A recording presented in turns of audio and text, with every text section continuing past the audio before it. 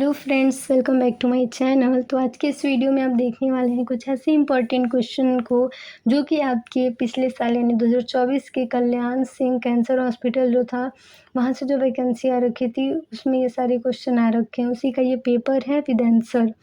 तो चलिए स्टार्ट करते हैं। इसके 20 क्वेश्चन आपने देख रखे हैं। अभी जो बचे हुए क्वेश्चन है 40 और जो नॉन टेक्निकल 40 हैं वो सब हम देखेंगे धीरे धीरे।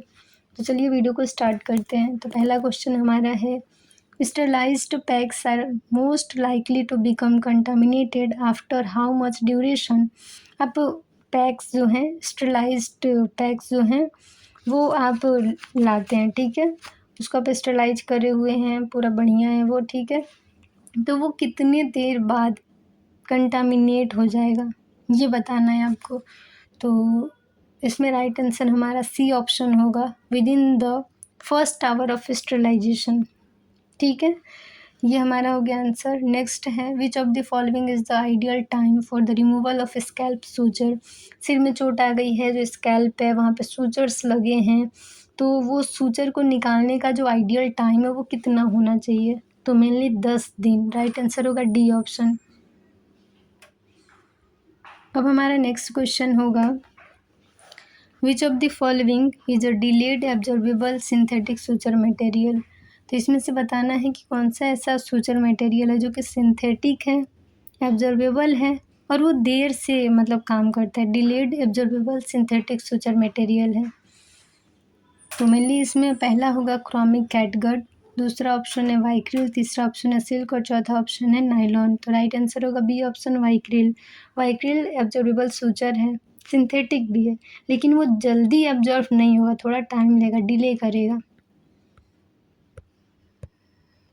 नेक्स्ट क्वेश्चन है, collection of extravasated blood trapped in the tissues और in an organ resulting from incomplete haemostasis after surgery और इंजरी। मान के चलिए कोई ऑपरेशन हुआ, आसान भाषा में समझे इस क्वेश्चन को। तो ऑपरेशन होते हैं तो हीमोस्टेसिस यानी कि जो जहाँ से खून निकल रहा है, ठीक है, उसको अच्छे से बंद नहीं किए हैं, कोगुलेट नहीं किए, उसको अच्छे से जमाए नहीं है उस ब्लड वेजल को, तो वहाँ से धीरे धीरे रिसाव होते रहता है खून का, ठीक है। और वो वहाँ पे टिश्यूज़ में, ऑर्गन्स में आके बैठ जाता है, यानी वहाँ रह जाता है, कलेक्शन हो जाता है। ये जो कलेक्शन है, ये जो रिसाव है, वो नॉर्मली सर्जरी के बाद या फिर कभी आपको कोई इंजरी हुई है, कहीं आप गिर गए हैं, एक्सीडेंट हो गया है, चोट लग गया है, तो उस कंडीशन में भी हो सकता है। तो इसको एक टर्म में, एक वर्ड में आप इसको क्या कहेंगे। तो mainly D option right answer है, haematoma, collection of blood clots. आसान भाषा में समझे तो हीमाटोमा होगा आंसर। नेक्स्ट क्वेश्चन है हमारा, when changing a sterile dry dressing which of the following is a proper way of cleaning a wound. आप स्टेराइल ड्रेसिंग जो है, ड्राई ड्रेसिंग हो रखी है, स्टेराइल है, जब आप उसको चेंज करते हैं तो सही तरीका क्या है वुंड को क्लीन करने का, जो घाव है उसको साफ करने का सही तरीका क्या है। तो राइट आंसर इसका होगा आपका बी ऑप्शन, इसका राइट आंसर होगा, ठीक है। क्लींस wound and surrounding area with antiseptic swab. आपको बीटाडिन का स्वैब या एंटीसेप्टिक का कोई भी स्वैब लेना है, उससे अच्छे से घाव को साफ करना है और आसपास के एरिया को साफ कर लेना है। Starting from incision and moving outward, जहाँ पे आपका कट लगा है, जहाँ मेन घाव है, पहले उसको साफ करना है, फिर वहाँ से बाहर यानी उससे दूर के एरिया को साफ करना है, ठीक है। यूजिंग 1 स्ट्रोक पर स्वैब, एक बार आप अगर वुंड साफ किए तो उसको फेंकिए, फिर आसपास साफ किए फिर फेंकिए, ऐसे एक जो आप स्वैब लेते हैं उसको एक बार ही यूज करिए।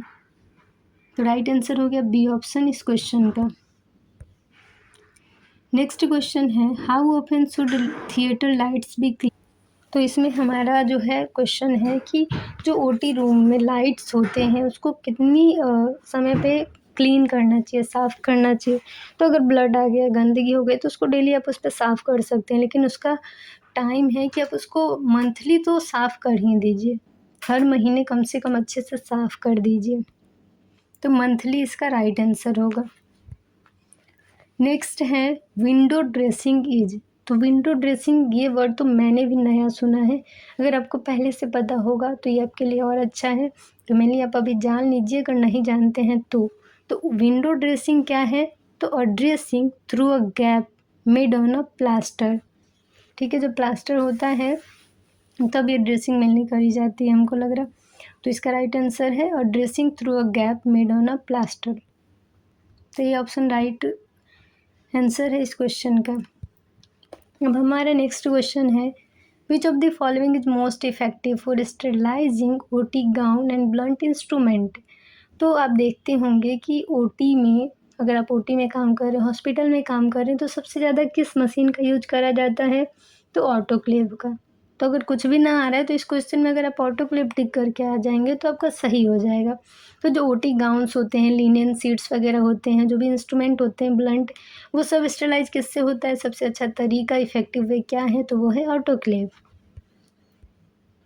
अब हमारा नेक्स्ट क्वेश्चन है, which of the following is not true about surgical needles. Surgical needles के लिए इन चारों ऑप्शन में से क्या सही नहीं है?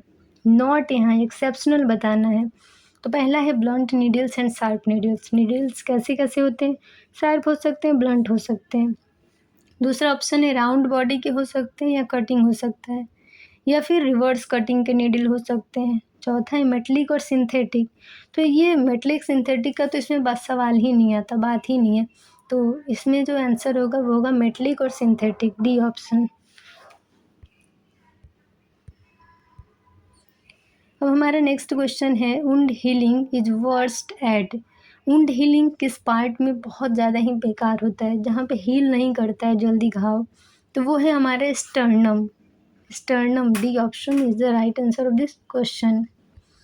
नेक्स्ट है हमारा question, most common benign soft tissue tumour is.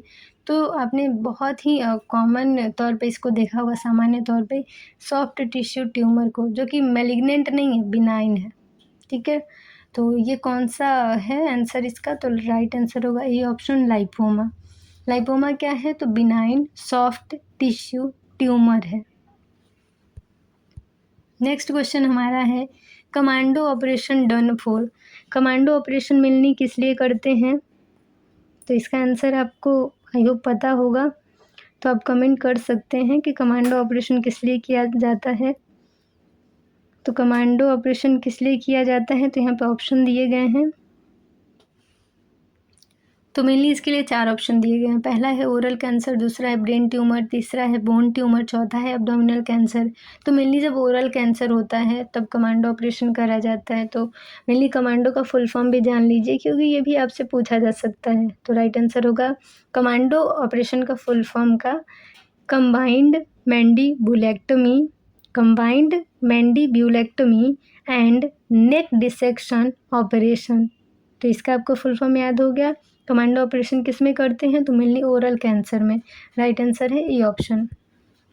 Next हमारा है, most common blood group is. सबसे सामान्य तौर पे ब्लड ग्रुप कौन सा होता है, पाया जाता है सब में?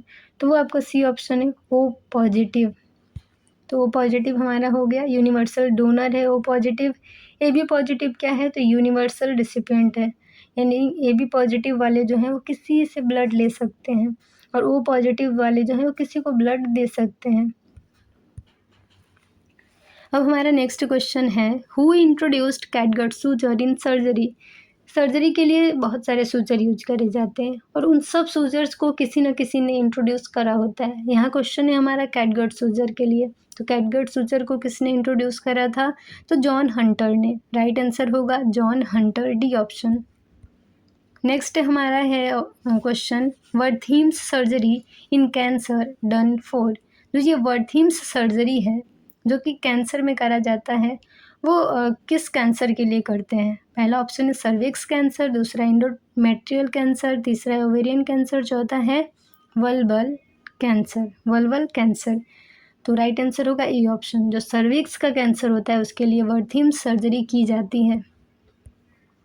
अब हमारा नेक्स्ट क्वेश्चन है, an example of ball and socket joint is. तो बॉल एंड सॉकेट जॉइंट का क्या एग्जाम्पल है? तो आपको यहाँ बताना है राइट आंसर, तो वो होगा बी, शोल्डर के पास जो होता है वो बॉल एंड सॉकेट जॉइंट है।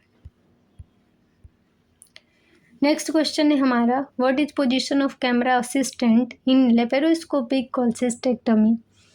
तो इसमें थोड़ा सा कॉमन सेंस लगाना है और आप एकदम तुक्के में सही आंसर कर देंगे, ठीक है, तुरंत एकदम।